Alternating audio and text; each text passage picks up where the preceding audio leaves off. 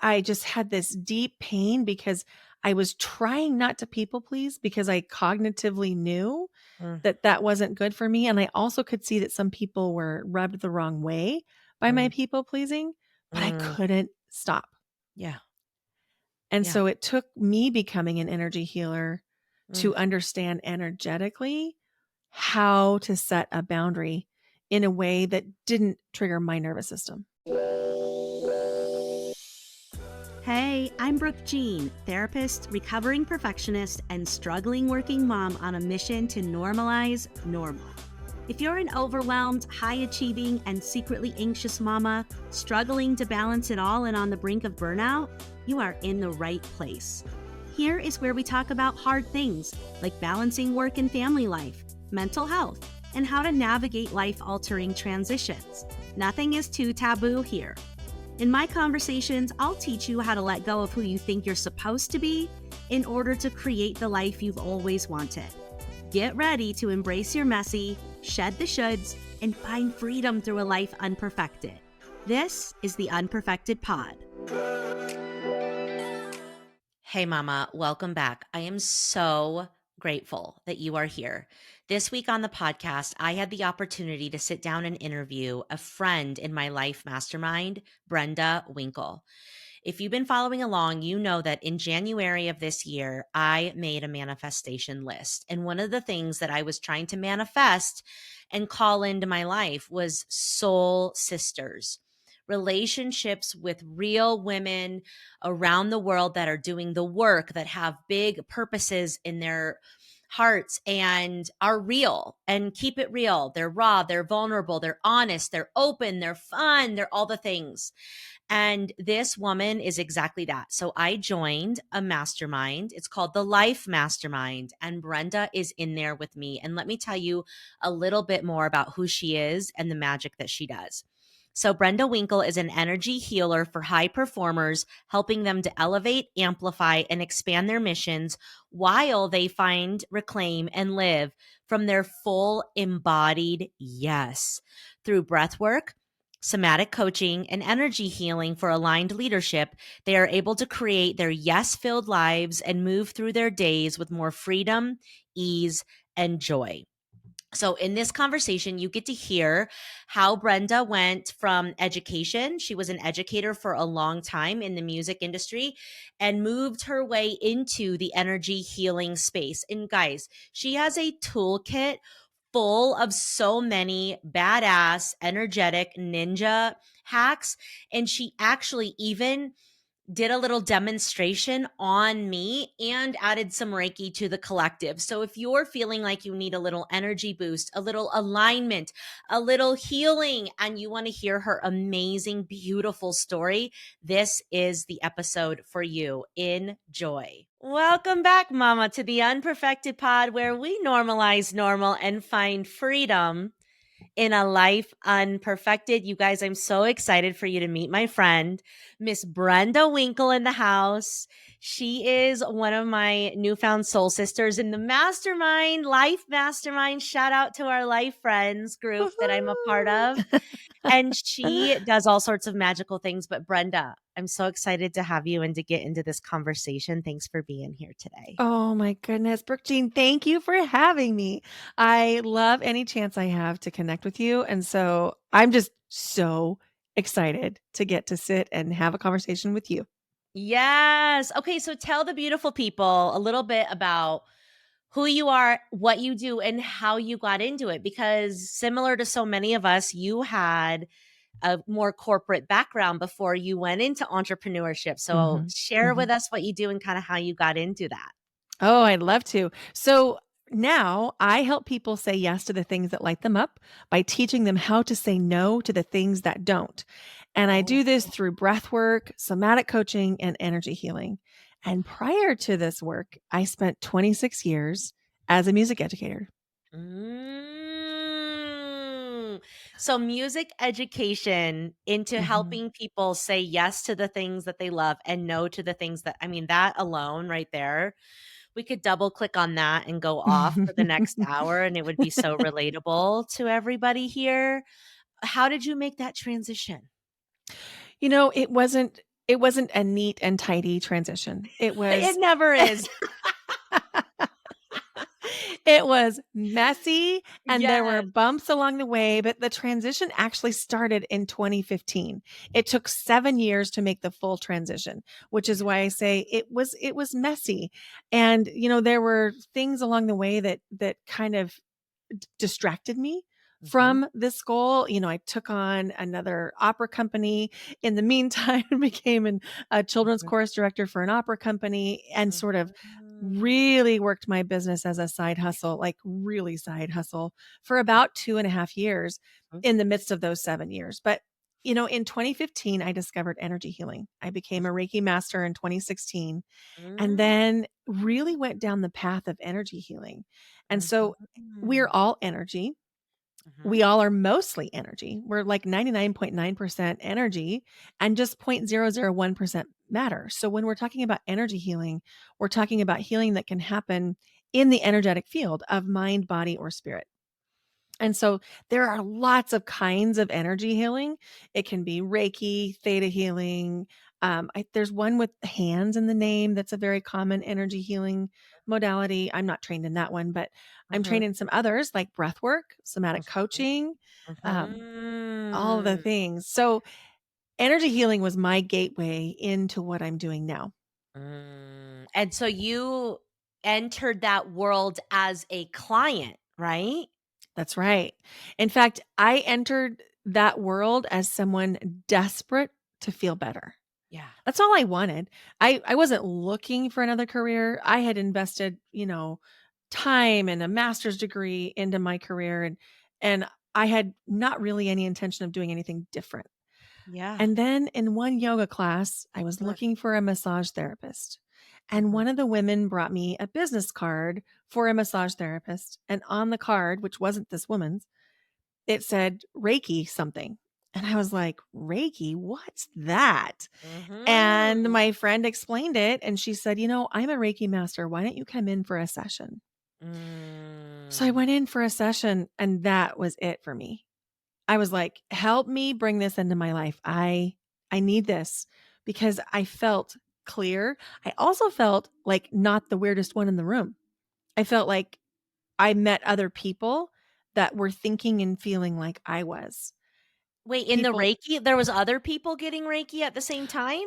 It was just me and this Reiki master. Her name is Okay. Kathy, Okay. but she introduced me to a bunch of other people that she knew Okay, the other and practitioners, so to and speak. clients. Okay. And I had never known that people besides me could feel energy, that they were sensitive to emotions or physical symptoms from other people. I just Mhm. thought I was a special kind of weird. Oh, so you had some sense that you were sensitive to energy before you went into Reiki. That's right. Can you describe that a little bit in case anyone in the audience is feeling the same way but doesn't have the words for it? Absolutely. So for Mhm. me, it started in childhood where I would have these knowings. I would just know something without having been told. And it freaked people out. Like it really made people nervous. And so I took that knowing part and instead of verbalizing it, I turned it into people pleasing. So I could meet people's needs before they even knew Whoa. they had a need. Whoa. Whoa. Yeah. Yeah. Whoa. So I was like the queen of the people pleasers. Mhm. People thought I was kind and sweet. And, I even had people say, we ask you to do things because we know you'll never say no, because I couldn't tolerate their disappointment in my nervous system Mm. if I did say no. Yeah. So that's kind of the way that it manifested for me. Wow. For other people, for some of my clients, it manifests in at the end of the day, they can't handle one more loud noise. Mhm. That Mhm. happens to a lot of clients that have Mhm. sensitivities and not necessarily to say that they have the same abilities that I had, but that is Mhm. one form of sensitivity. Mhm. And for some people, it's like you just know something, or Mhm. you might hear something and it might be your inner voice, or it might be a voice that seems external, but no one else is there. Mhm. And so it comes in, actually, there's 26 paths to intuition.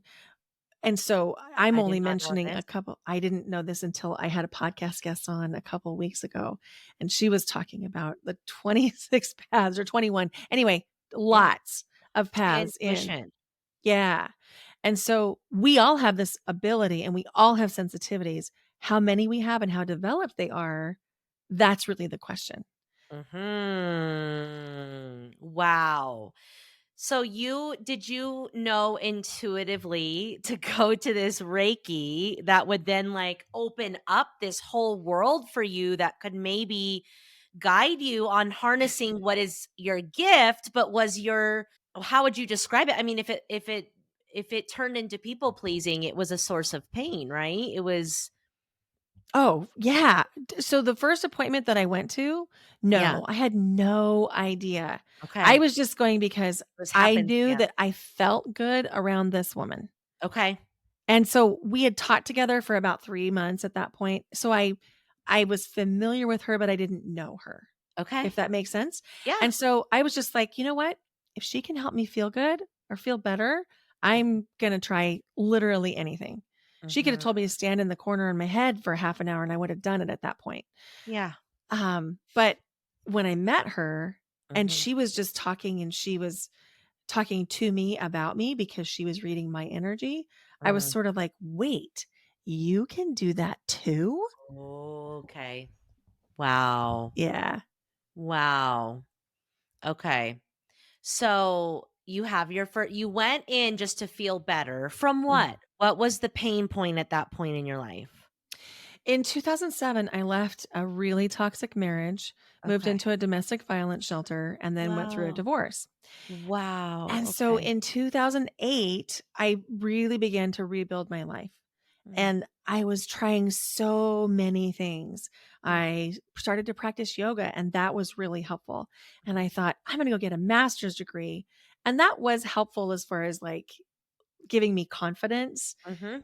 and, you know, Building your believing in sense my, of self, right? yes, absolutely. Like that's And one thing no one can take from you is your that's right. growth, your personal and professional development. That's right. And so that's a big part of what I did there. But by the Mhm. time 2015 rolled around, I had been doing all of those things. And I Mhm. still had this lingering sense of, I don't belong anywhere.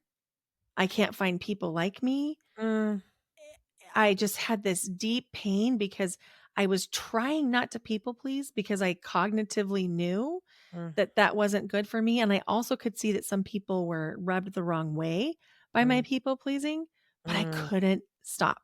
Yeah. And Yeah. so it took me becoming an energy healer Mm. to understand energetically how to set a boundary in a way that didn't trigger my nervous system. Okay, well, first of all, I just want to acknowledge that you got out of a toxic relationship and that's like I mean, bow down because Mm, that can be mm, really, really sticky and hard, and lots of people, can't. So I wanna honor you for that and honor your story in mm, that, because that's a survivor right there, right? thank you. And okay, so that's the kind of pain we're dealing with, right? Where it's like we'll take anything that can help us. Hmm. You go into Reiki and you didn't know what it sounds like you didn't really know what to expect, but you mentioned you came out feeling calm. Like, what did that Reiki do for you? And then let's talk about what the heck Reiki is. Because I know some people are like already obsessed with it, like me. And then there's might be some peeps that are like, wait, I've heard of this, or maybe I've never even heard of it. Like, what is it? And what did you like feel that first session? Yeah. So that first session, and Reiki feels different for every body in every session. And so I don't want to say what it necessarily will feel like for somebody because depending on your practitioner and what you're coming in with that day and what the energy is like, it will vary. But in really general terms, and this can be true for everybody, Reiki is very relaxing Mm, and it's mm, really soothing. And so mhm, no matter what else you feel, you'll feel those two things. And it's a lot like the feeling that you get when you have a massage, except the feeling lasts like mm, up to a mm, month. mm. So it's that feeling of being like, "Whoa, I didn't know I could feel this good in my body again," you know? Yeah, I usually snore and fall into such a good sleep in Reiki. I'm like, I cannot sleep, I cannot nap to save my life, but in Reiki, I, like, Mhm. immediately get so regulated in my nervous system that I actually fall asleep and I wake up just, like, on a blissful cloud, and I'm like, "What just happened, and how did that just put me to sleep?" Because 'Cause I'm, like, a terrible sleeper, so that's amazing. Yeah. So that's what Reiki does Mhm. because in simplest terms, Reiki is a Japanese form of energy healing that 'Kay. was developed by Reiki master Usui, Usui, Okay. Usui, Okay. and it promotes your body's natural relaxation responses by Oh. balancing the chakras, which Uh-huh. allows for your body to heal from within.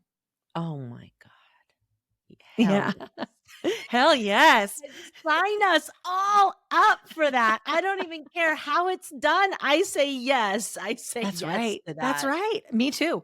And it's Yeah. foundational. I no longer offer sessions on the table like I did at one point, Yeah. but I teach Reiki and I offer Reiki in person at my retreats Mm. because I've had enough experience, on the table with people to know exactly what to do to help somebody really build that into their own lives. Oh, But that's it's amazing. foundational. I use it in every breathwork session. I use Mhm. it in my house. I use it every time I travel. I use it in Mm. relationships. I use it before I publish a podcast. I use it. It's Oh my god. foundational. How do you use it? Like, give us just one example, like, in your day-to-day, like, in your publishing a podcast. Like, what do you do? How does it work? Perfect. Okay, so Reiki is universal life force energy. Okay. Some people like to call this love. And it's really important to understand that Reiki is not associated with any religion. There's no deity, there's no doctrine, there's no dogma. It's just healing. And so sometimes that can feel better for people depending on what lens they're viewing from. Yeah. So for me, because it's universal life force energy and because I'm a Reiki master, I've been taught how to send Reiki through time and space. Whoa. And so that means that I will send Reiki on my podcast episode. And what I usually will do is set the intent that this land in the ears of the person who needs it most for the highest and best for them. Oh my god. God! Can you send that to our audience right now? I almost can feel it in the vibration of your Yeah. voice.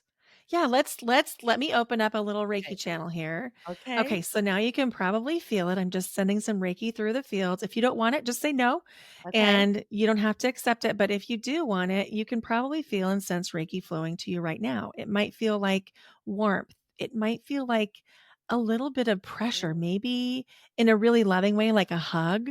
Mm. It might feel like energy flowing. Some people experience it more energetically. Some people experience it more like a pressure on Mm. their heart, Mhm. a pressure in a like a I'm being held Mhm. way. Mhm. Yeah.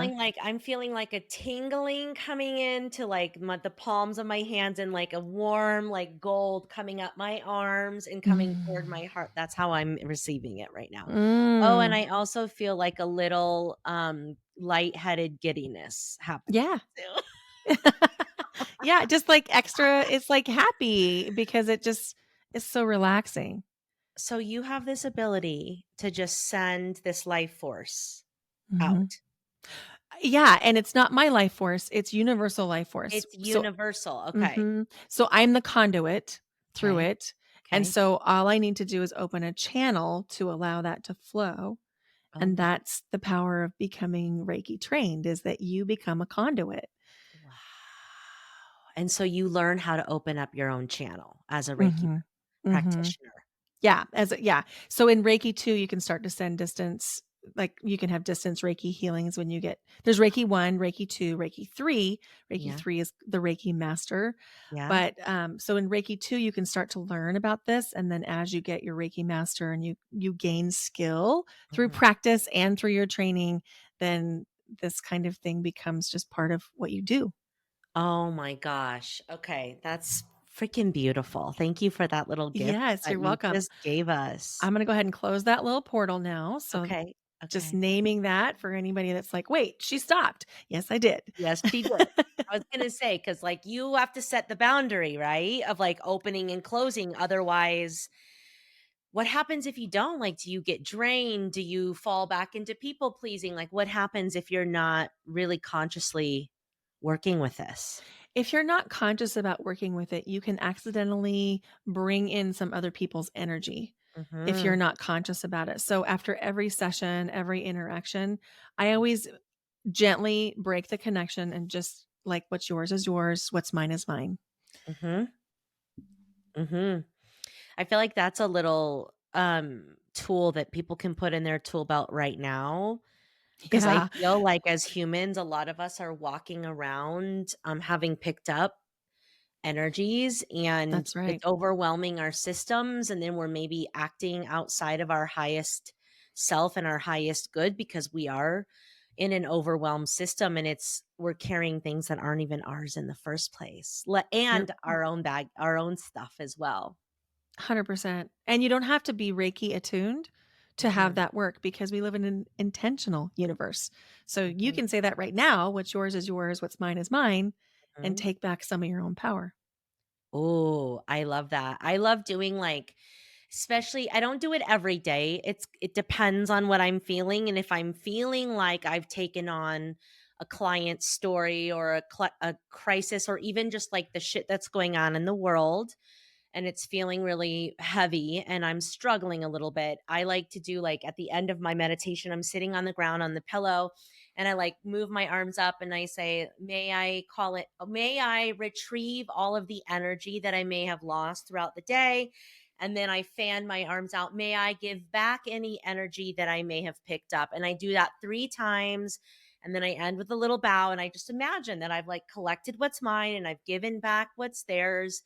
And I'm not kidding you guys. This shit helps. Yeah, it This totally shit does. helps me. Like, or in between clients, even if they're all virtual, I have office doors and they slide like all ways, and I'll slide them and I'll walk through and I'll imagine that it's a waterfall. And as I'm walking, the water cleanses away any energy that I picked up that's not mine. And these little practices and rituals help me kind of clear out for what's next to come, because one of the things I used to do was collect all the energies and just bring them into the next thing and into the next thing and into the next thing. And I think that had a lot to do with why I would have the eating, drinking, and spending trifecta that I had at the end of each day. I was just a walking embodiment of all the things, mine and Yeah, everyone else's. for sure. And I learned to not do this by having the same experience of having done it, of having picked up all the energy, like Yes. almost like a badge of honor. Like, how Yeah. much can I carry? Yeah. Telling myself that I was doing something noble, but it's Mhm. not noble. It's not Mm. noble. Okay, so you went in as a client to receive Reiki, and then you went ahead and got all the Reiki training. Where does breath work come into the mix with all of Ooh, this? this I love this question. So I never planned to become a breathwork facilitator. In fact, when I learned that there was such a thing as a breathwork facilitator, I made fun of it. I was like, "That's a job? You Yeah. can do that?" You're gonna help people inhale and exhale, like, don't we do that shit organically? Exactly. Like, you need a coach for that? I don't Yeah, know. yeah. But so I went to a well, I was in part of a mastermind, and my mentor, our mentor, Samantha Skelly, came in and offered breath work. And at the time, my daughter was getting ready to move out of the house. My Mhm. dog was dying, and I had tremendous grief about both. And Oh. so I went into this breathwork session feeling all those feelings like a raw nerve. Yeah. And I got done and I was like, wait, I feel better. Yeah. And so it planted this seed of curiosity. And I'm like, I don't know what just happened there, but I processed something. And then she came Mm. in again the next month Mm. and it was the same kind of sensation, only the stuff never came back. Like Oh, it wasn't like it was gone temporarily and then came back, it was gone. wow. And so then I met her in person at a retreat in Mhm. Malibu. And I was like, I don't need any more certifications. I don't need any more training, but here's my credit card. I have to become a breathwork facilitator. And also, like, if you guys like our mentor, Sam Skelly, like when you're in her energy, something just happens where you want to be in that world That's right. and you want to continue to create the ripples of good that are in that world through That's energy, right. breathing, all of it. Like there's something kind of special that's happening there. Oh my, but yeah, I could see you who like had their masters in like, you're in the education world your whole life. Now you've got Reiki. Now it's like, yeah, the last thing I need is another bloody certification. And what's also true is like a seeker like Mhm. you is like, I've just found a modality. This is how so many of us end up doing what we do. We find a modality that like saves our lives, and we cannot wait to share that gift with others so they can have some relief. That's it. That's And we get exactly it. curious about learning it more and more and more and how far it can go and what it can do to help. So, okay, so Yeah. that's how you got into breath work. That's how I got into breath work. And so then I started to incorporate that into my theta healing and my Reiki, Oh. and the results were incredible. So even before I was done and fully certified, I was working in practicum because you have to get 60 hours of practicum work where you're just literally practicing under supervision.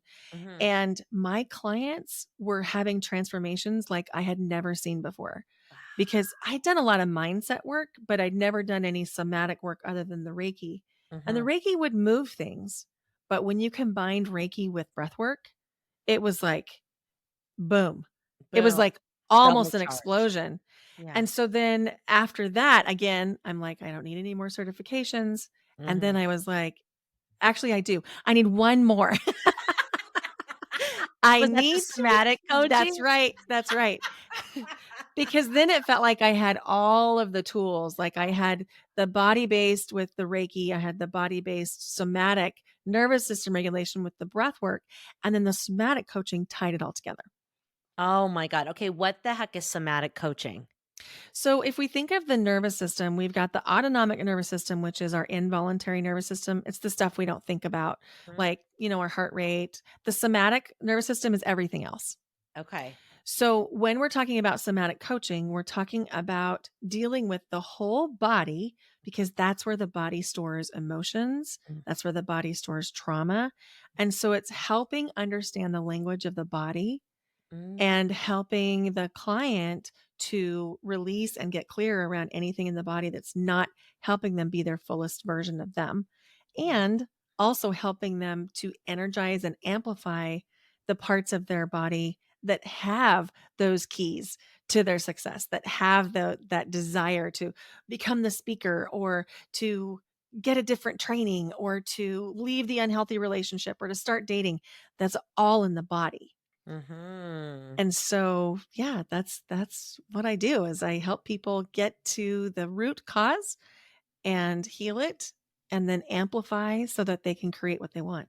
Wow. Okay, can we walk this through like a scenario? Yeah. Okay, so let's say I am a leader and I have an opportunity to do a big public speaking event. And Mhm. I already run kind of high on the anxiety scale. I've definitely got some perfectionism going on.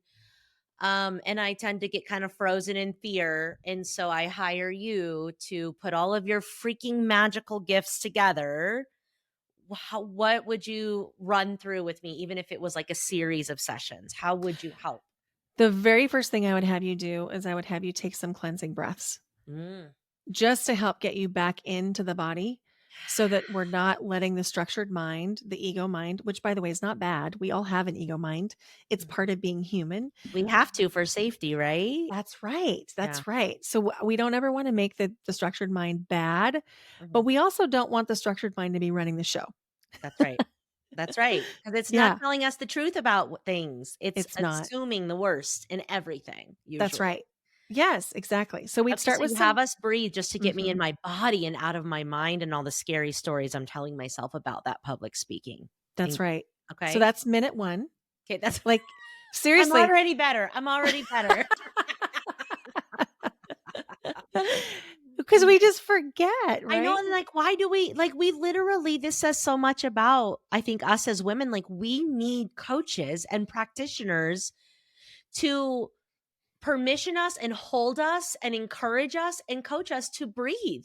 Yes, Yeah, we do, we do. because we don't otherwise. It sounds really simple, and yet we don't do it. I throughout the day I check on my breath and I'm like, I'm not breathing. My breath is short. My face feels hot. It's like we just Yeah. automatically go into that restriction mode. And so to have a partner in crime mirroring for you, like, let's take a breath. That's really powerful. But beyond that, okay, beyond minute one, now where are we Yeah. going to? So what I'm going to ask you to do is to share with me the context of what's coming up for you. So you would share, you've got the speaking engagement coming up, you're a little bit anxious, you've got some perfectionism coming up. And Mm-hmm. so my first question would be, where are you feeling that in your body? Mm-hmm. So I would probably say in my stomach, because my stomach carries all sorts of nervousness. Yeah. And Mm-hmm. that makes so much sense. Of course, you'd be carrying it in your stomach because that's your personal power center, right? Mm-hmm. So I'm going to ask you questions about the quality of what you're experiencing. Is there a specific feeling that that sensation has behind it? Is it burning? Is it, Mm-hmm. steady? Or Mm-hmm. maybe because the body doesn't speak in words, maybe there's a color or a shape or a texture or even a sound that the belly's making. And so I'll ask you to tune into that. Like Mm-hmm. how is the belly communicating with you? And what is it doing for us when we attune to the body in that way? Because you've said it twice now, and it's really like, it feels really important that the body speaks a different language. Mhm. So when we tune into what the body's saying, we have all kinds of access to information that we don't have in our structured mind. So when we listen to the body and we get, let's say it's a color. Let's just say for the sake of this conversation, you're seeing yellow. Mm-hmm. So I'm going to ask you to tune into that yellow and just take some deep breaths and really put your total awareness and attention on the yellow. And as you do that, it's probably going to shift. And it might shift into a different color, or it might shift into a memory or an image that will reveal what is actually at the base of this feeling. And Mm-hmm. for many people, it comes back to something that happened in young adulthood or even childhood, Mm-hmm. because we all have, child parts and protector parts coming up. And so in most cases, the body is hiding a protector part with sensation, like my stomach's upset and my stomach is butterflies in it before I go speak. Okay, wait, say more about that. The body is hiding a protective part. Can you say more Mhm. about what that means? Yes. So if you look at IFS therapy, Mm-hmm. it's based on that work. Mm-hmm. And I just want to clarify, I'm not certified in IFS. I just understand the background. So Mm-hmm. because of that, we know that we have these parts of our personality that come online. Like we might have a firefighter, we might have a manager, somebody that's going to come in and manage the heck out of anything. I definitely have one of those. I think we all do. We're like, wait, how the manager? That's who we are. We've over identified with our manager. That's right. We forgot that the manager is just a part, Yeah, the right? manager has been leading the show for too That's long. right. That's Mhm. right. So it can come in those kind of powerful, almost aggressive parts, Mhm. or it Yep. can come in more collapsed part. Like Mhm. maybe you have a wounded child part, and Mhm. that wounded child part makes you kind of go small and go inward. Mhm. So it's going to depend on what the part is there to do, how Mm. it manifests. Okay. But when we have these parts, what happens, I'm just talking I know that you know this stuff, Brooke Jean. It's probably Mhm. like the back of your hand. In fact, I want to hear about brain mapping on my podcast, Oh, brain from spotting, you. brain Brain spotting. spotting. Yes. Yes, yes, Yes. yes. But so what happens is if we have a really tough experience, Mhm. one that exceeds our nervous system's capacity to cope with it, a little piece of us gets frozen in time. And it gets frozen in time at that age doing what that part was doing. So let's say you're 7 Mm. and you got home from a bad day of school and you really wanted someone to just give you a hug and tell you it was going to be okay. But Mhm. your mom said, I need 10 minutes to finish cooking dinner. It's not an unreasonable thing for a mom to say, but to your little 7-year-old self, that felt like rejection. Mm. So that part gets frozen in time. Mhm. And then anytime something that feels a little bit familiar to that Mm. comes up in your life, even if you're 50, Mhm. that little 7-year-old part comes online and starts to drive the show. Mm. Yes. And so that's why we have these moments when we're like, why did I do that? Mhm. Yeah, or why am I reacting this way? Why do I have such a big emotional reaction to this? Right. It's When it like, doesn't make sense. It's because it's got decades and decades and experiences and upon experiences of mhm. the same thing because we haven't healed that root. That's right. That's right. That's right. And so you were saying that our body, so relate that to the somatic coaching or to what the body can signal for us as it relates Yeah. to the parts. So as we listen to the body, we Mhm. can help those parts heal and reintegrate by Mm. offering reparenting Mhm. in the moment. So like it wouldn't be outside of session, it would be inside of session. Mhm. Let's say that the yellow butterflies in your stomach morphed into that image in the kitchen where your mom told you she needed 10 more minutes to make dinner. What Mhm. we do is we would envision you as the 7-year-old and we would give that 7-year-old exactly what she needs, which is Mhm. a hug, and I'm so sorry you had a hard day.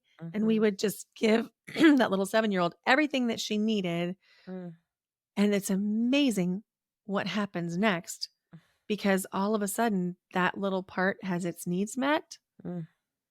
and that part is no longer running the show. Mhm. And one of the things I love to do is to ask that part to do a different job because that part's been there for a long time Mm. and it's not going to go away necessarily. So let's give that part a different job. What job do you think that part might like to do? Play. Remember the importance of Yeah. play and wonder and imagination and infinite possibility and all the things that we used to do so and access so easily when we were little and we weren't in our structured mind as much. Yeah, exactly. And so this is a fictitious example, but it's not that far from what might actually happen in a Mhm. session because if if I'm traumatized and trauma Mhm. according to me is too much too fast in a way that exceeds my nervous system capacity to cope. Mhm. If we have those traumas in our nervous system, sometimes looking at it on our own can be re-traumatizing and we can't find the root. So we need that mirror there Mm. of a loving presence, whether it's a coach or a therapist or a healer to help mirror to you that you are in fact a fully resourced woman Mhm. and that you can do this and their being there creates that safety. Yeah. And so, like, to tie that all together, if you are a leader and you're preparing for a public speaking engagement and you're frozen, when you do this work to tend to your part, which is held in the soma, in the body, through this somatic healing, and you integrate it, then that kiddo who was the one that was so afraid to do the public speaking is now busy playing and doing things that he or she should be doing, and you can sit back, you can come back to what I call the CEO self, which is your higher self or self, as IFS says. And that person now gets to navigate this opportunity that's in front of them from an adult lens, from a high self-worth lens, from an, of course, I have what it takes to do this, not from a rejected That's lens. right. Because that rejected part, if it's calling the shots, of course we're going to be afraid to get in front of a bunch of people. It's a That's bunch of right. opportunity for rejection. Yes. Yes. Can I Yeah. tell you a story that happened to me yesterday? Yes, please. Okay. So my parents are senior citizens, like, 75 and 84 kind of senior citizens. Okay. And my dad's not doing great. Mm-hmm. And I had a phone call with my mom. Mm-hmm. And because she's full-time caregiver, sometimes she's not doing great. But yesterday, when I got off the phone with her, I fell apart.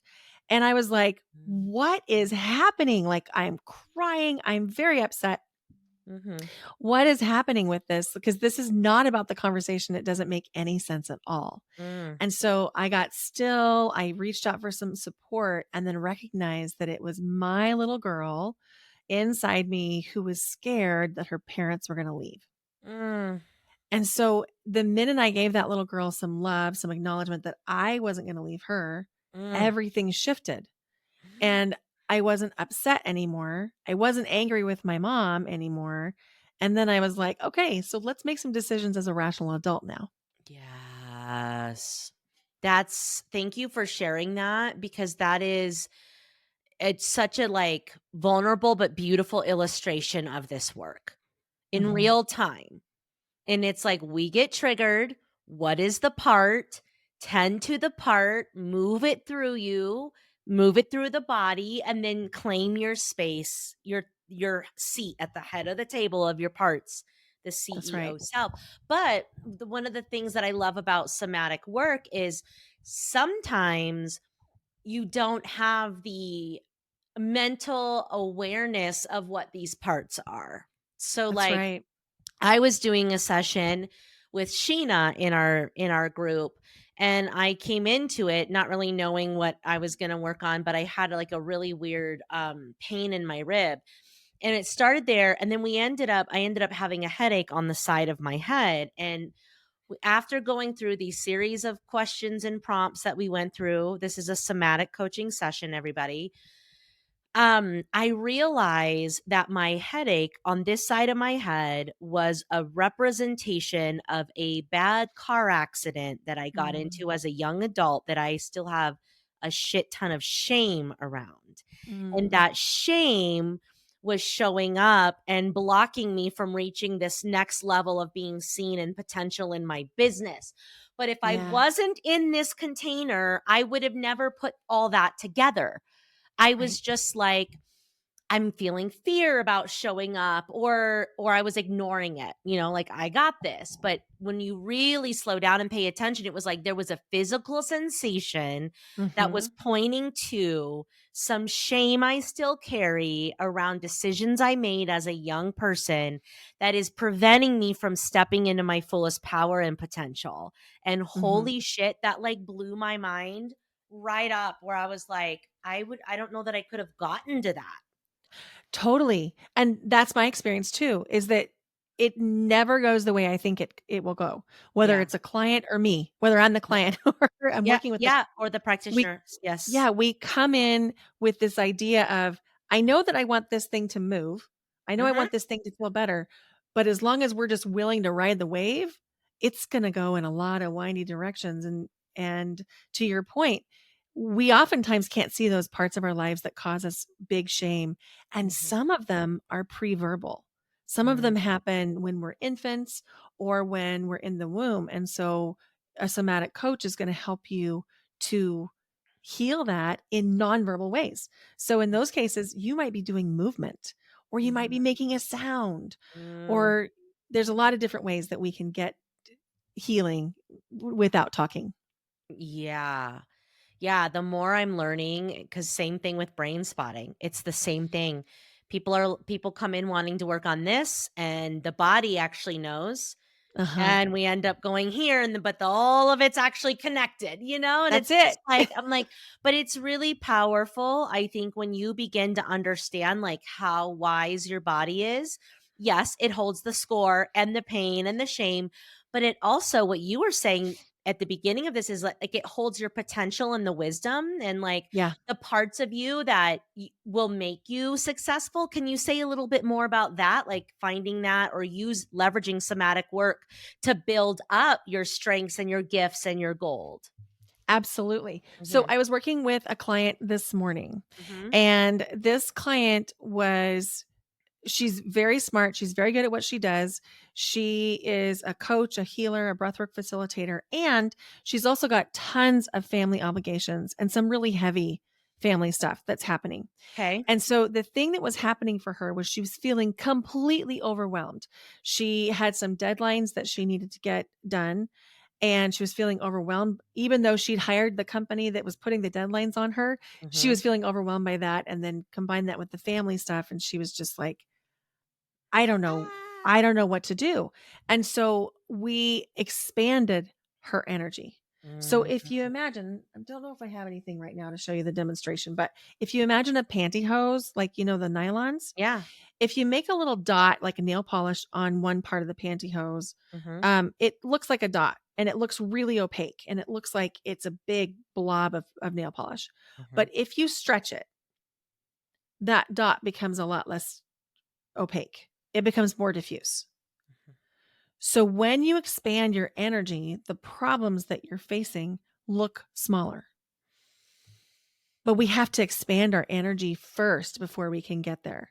And so one of the ways that we can amplify things is by actually expanding the energy. And then sometimes it's a matter of just plucking the thing out of the energetic field. It's really that simple. Because if we're in a collapse, if we've got that compressed energy, we can only see the opaqueness and it feels like we can't get it out. And so with the expansion, then we can pluck things out and then we can feel and sense into other things that might be really helpful, especially when we're talking about the high performer ready to up level, whether it's to speaking gigs or showing up in social media or applying for some promotion or position. So expanding that energy is so impactful. And then we can find out where it feels really good in the body and amplify that. So like, where are you feeling all juiced up? Is it in your belly? Is it in your heart? Then we'll put some energy there to really amp that up. That's so beautiful too, because I feel like once you identify the parts in the body that don't feel as pleasant, and then you identify the parts that do feel, whether it's calm or ease or even just like joy, once you go back then to the part that feels unpleasant, it's like lessened. It's Yeah. not as intense. It's like almost just by giving it your awareness, it dissolves a little bit. It's crazy. I know that sounds too simple, but it's actually true. And then you can actually, like you said, amplify and build up. Like, I feel calm in my pinky, and now I notice I feel calm actually in my hands, and now I notice I feel calm up the backside of my whole fucking body. And That's like it. grows and it grows, and then you realize, okay, I'm not just like stuck in this. How do you help with the expansion of the energy?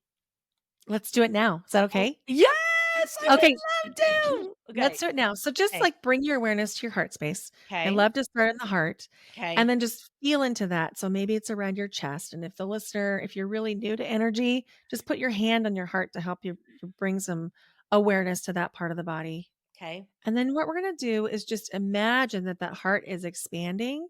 And I'm using the word imagine because I'm speaking to your structured mind. And we're going to imagine that that heart energy extends past your body. There you go. So I'm using imagine because I'm helping your structured mind understand, but this is happening in real time. And now I'm going to have you expand that energy again to about 6 feet. There you go. Whew. Yeah, there you go. You can probably feel Brooke's energy beginning to shift and change if you're paying attention. And maybe you can do this too. And now expand your energy to fill your entire space. Whew. There you go. And now expand it again to include the entire building you're in. And if you're driving, maybe stop at this point just to be able to safely drive.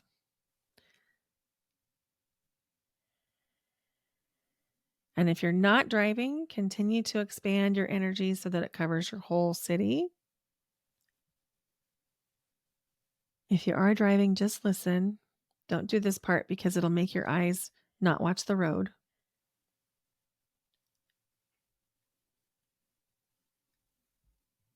There you go. And now expand it again, covering your whole state or province or region.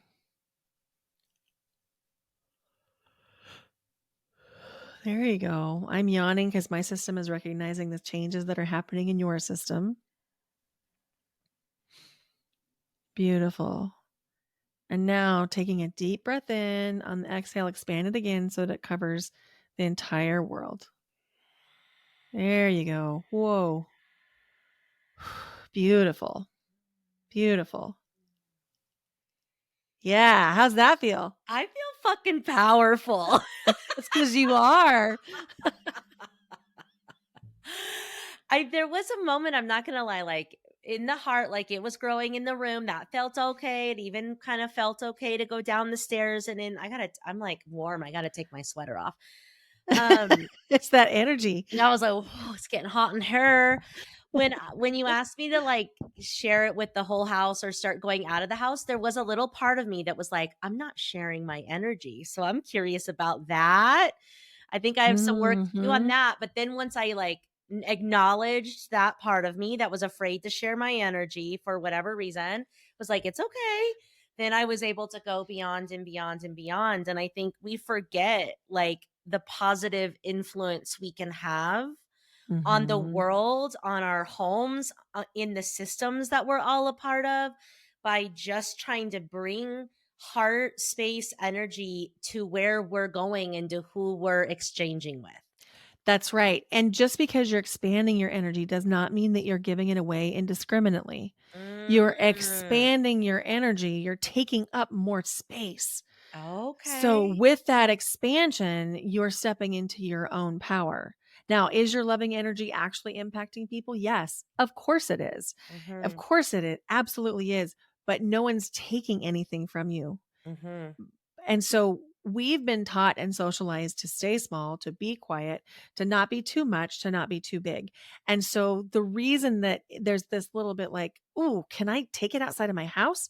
is mhm. because of that socialization. I find that almost, I'm going to say with almost 100%, because I Wow. haven't met someone yet who Okay. doesn't feel that way, but maybe they're out there. Yeah, But yeah. for most of us, because of that socialization, because it's biological, it's genetic, it comes across, decades and hundreds and thousands of years of socialization that don't be too much, don't be too big, don't stick your neck out, you might get hurt. That when Mhm, we get ready to expand our energy, all that fear comes mhm, just in that split second as we're choosing, am I going to actually expand it or not? mm. Yes. And so just Okay. naming that that's what that is, but now you've done it and you're still here and you're Yep, safe. yep. And so I'm not asking anyone to like go out and expand your energy in a situation that's not safe, but you Mhm, can absolutely practice this in the safety of your own home and mhm, play with, can you expand your energy? And mhm. then when you go into situations, go in with your big energy. Going back to the speaking engagement that individual can expand. Think Yeah. about this for a second. Like, if the energy that I'm in right now is like, if I were to have a big speaking engagement and I were to come from this place, it would feel like I couldn't lose That's right. because the energy was there. I was present. I'm feeling enough. I'm feeling like generous. I'm feeling like the gift is here. And so, what does it matter if it's perfect or I hit this or I don't, right? Mhm. Mhm. Okay. Oh my God. Yeah. That's incredible. It's so cool. I It's love so that. cool. I know. It's like I set on my vision board or just my manifestation list, my intention list for the year was I want to live and lead from my whole person. I've become very curious about somatic work. I've become very curious about the feminine part of me that has been overshadowed by my masculine achiever perfectionist parts. I've been wanting to learn those different healing modalities and I've always been passionate about things like dance and movement and expression. And so that's how I accidentally came across the Life Mastermind was because I had set the Mm. intention that I wanted to develop these this awareness of what already exists inside of me. And so it's been so fun this year so far. Like I cannot even handle how much I've learned and how much I've been shifted and how much I'm growing into like the fullness of what's here and what is just by setting the intention to do like energy, feminine and somatic work. It really Mm. is opening up like a whole universe of resource for me as a person. And when I can resource that, I'm just finding that business decisions are easier. I'm manifesting what I want inside the business. I'm more regulated in my nervous system. So I'm a better mom. Like all these things because I've been able to access this, but not in the way that I used to, which was thinking through it. Now it's all in the body and in the energy. I love that. I think the Life Mastermind has done something similar to me. Mhm. It just really expanding my view of what is possible. Mhm. Yeah. Yeah. So, what has become possible for you now that you've been in this realm, in this world, and just, Brenda 2.0 over here? Or maybe it's more like 17.0. There's like many iterations of our becoming, but just in the last few years, let's say, and then we'll tell the people where they can connect with you and work with you. But like, what has become possible for you as you've thrown yourself into this work? You know, I'm gonna talk about it in terms of, like, what I experienced. Hmm. So, I was able to take a solo trip to Bali Oh my in God. 2023, and that was life-changing. It's something I'd always wanted to do. I Mhm. take ballroom dancing lessons. I dance Yeah. the cha-cha, the rumba, the salsa, the bachata, Yeah. and it's just so fun. Mhm. And, I met people like you that I Mhm. have in my life in the Life Mastermind, and my relationships are reciprocal and Mhm. healthy and fun. And I know that when I have a need and I express the need, that there are people there who want to help me fill that need. Mhm. And that's not something I've always felt in my life. Mhm. And so I think that really trusting in myself, trusting in my abilities, and taking the time to regulate and heal my nervous system on a regular, ongoing basis, getting the coaching that I needed, and continuing to show up for myself in all the ways just makes me feel like I just have the best life, you Mhm. know? And so, when we're talking, my podcast is called Your Yes Filled Life. And I feel like that's what I live is that Mm. yes. So Filled that's life. yes. So I think Yeah. that's Oh, what, yeah, I have goosebumps, Brenda. That's so good. Like, what's possible for us when we start to like connect to who we really are and what really lights us up? And whether it is the ballroom dancing or the trip to Bali or the knowing that you deserve better in relationship or starting that business or whatever it is. Like, I just think you are setting the tone, but paving the way for what's possible for women, and that they can always, even if they've never said yes to themselves before, it's like you can always pivot and hmm. start to live your yes filled life now. Okay, so friends, she's got the podcast. Where what else is happening, and where can the good people connect with you, work with you, all the good things? So my website is brendawinkle.com. Okay. And I'm on Instagram at Brenda Winkle. And those are the two best places to connect with me. I dabble on some other platforms, but I'm not very good at them. But I'm on Instagram, and Yeah. the Yes, you website, are. the website has the hub of anything that is coming out. But if you're looking for a group, Second Chapter is a new group that I'm launching that I'm very excited about. And I'm Yes. I'm always looking for women who are willing to show up and do the work. That's the Yes. kind of people that I love. Yes. They're like ready to remove whatever is getting in their fucking way. That's right. And they, you don't have to have the answers. You don't have to know how. In fact, it's better if you don't. Because when you think you do, that's funny. That's cute when you think you know. That's right. And I keep reminding myself that too. Uh But huh. Uh huh. yeah, I love it. And yeah, I feel like you create like your energy is so approachable. Even though you're doing like you bite off this like very real and deep and powerful work, the container that you create is inviting and safe and secure and all of those things. Like you're just a very approachable person. And so I love mm, that about thank you. the containers that you create for people to heal in, because I think that's really powerful and important. Thank you. I really appreciate that. That means a lot. It's very intentional. Yeah.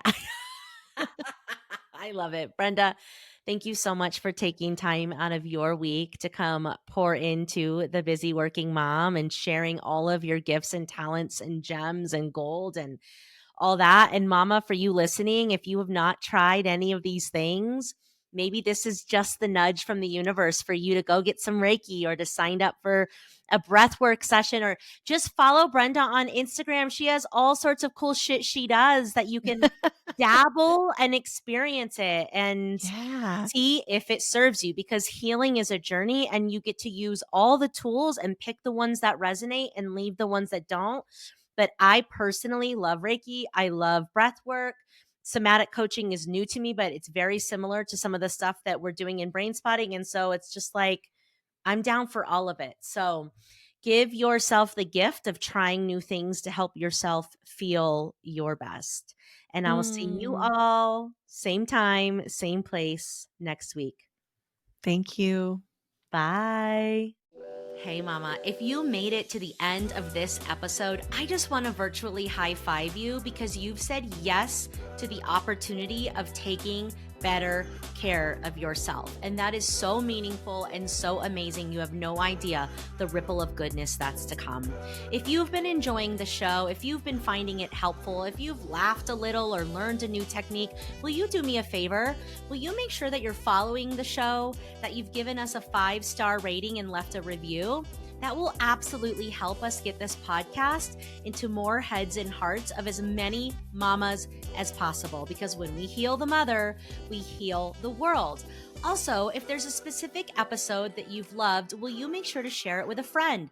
Just send them the link or share it on social media and make sure you tag me at Brooke Jean Unperfected, because I absolutely love seeing that this is actually giving you the impact that you so desire and deserve.